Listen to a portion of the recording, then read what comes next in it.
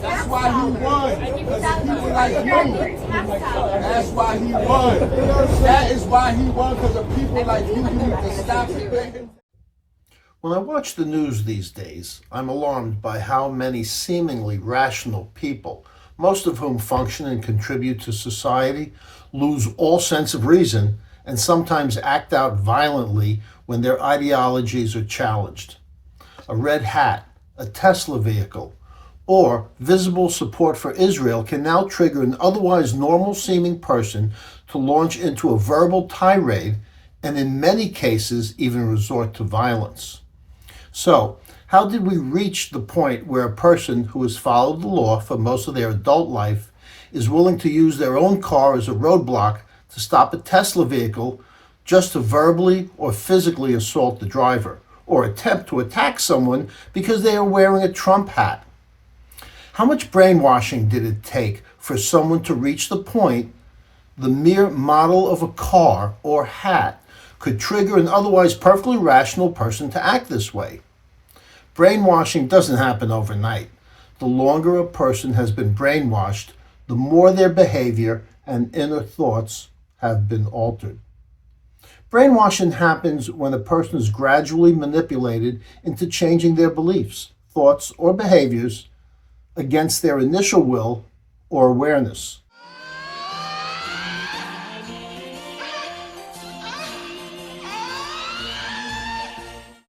It can take years to make a person think differently and to act differently.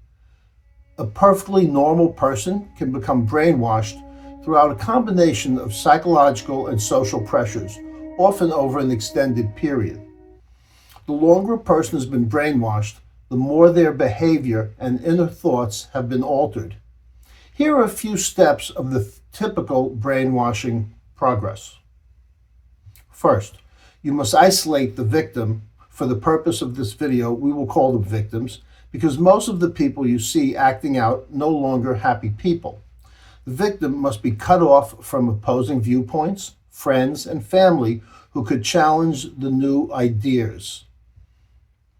School is the perfect environment for this, right? The victim is separated from family members and people who may have opposing views, and put in a room with other students who are all about to begin the brainwashing process. Many schools today are in environments where only one perspective is reinforced and diversity of thought chastised. Second, repeat a lie often enough and it becomes truth. When certain obstructionists become too irritating, label them after suitable build-ups as fascist or Nazi or anti-Semitic, and use the prestige of anti-fascist and tolerance organizations to discredit them. In the public mind, constantly associate those who oppose us with those names which already have a bad smell. The association will, after enough repetition, become fact in the public mind.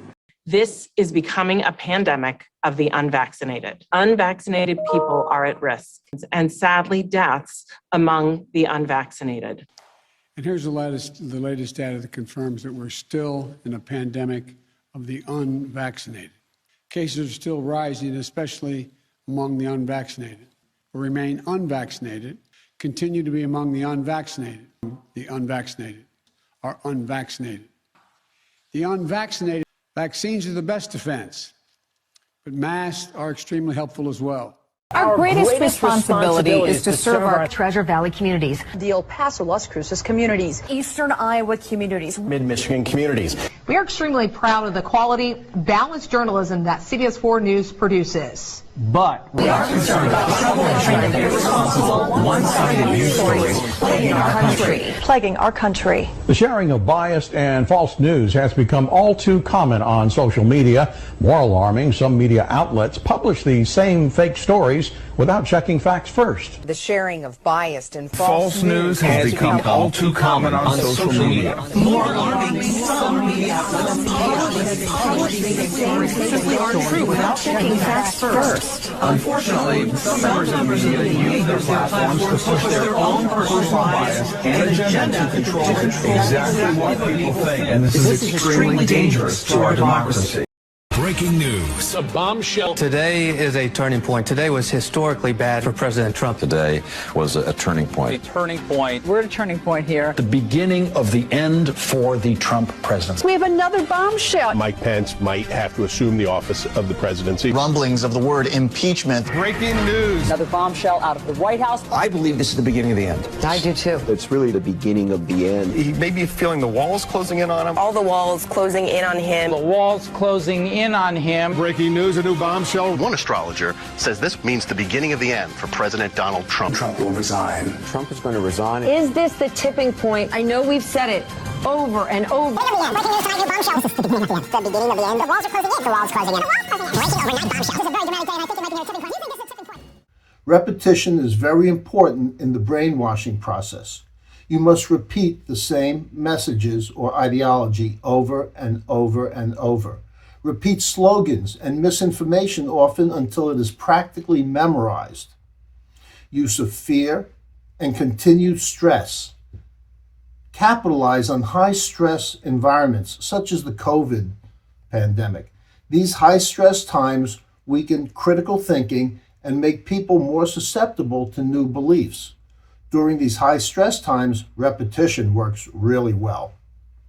A pandemic of the unvaccinated, 2 weeks to slow the curve, and follow the science were some very useful and effective slogans that altered people's behavior and made them think a certain way. Fear and repetition was used to turn one group against another, creating chaos and more fear.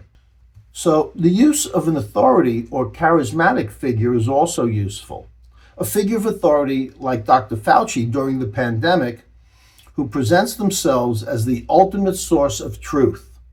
People naturally trust and obey authority figures, especially in uncertain or difficult situations. Whenever Dr. Fauci made a claim, people listened and many believed him.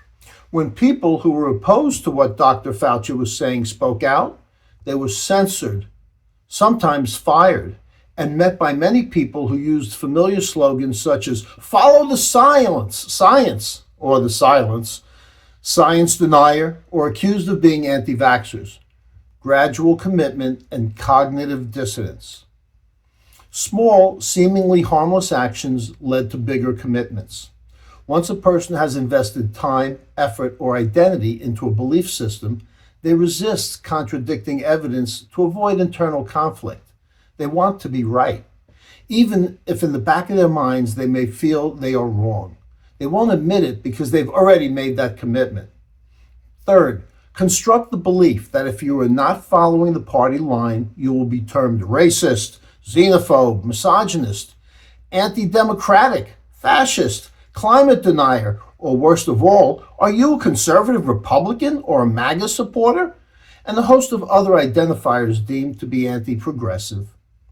So in closing, I've always said, I don't expect you to think like me. I just expect you to think. And remember, right? I always say this too. Just because I'm paranoid doesn't mean I'm not being followed.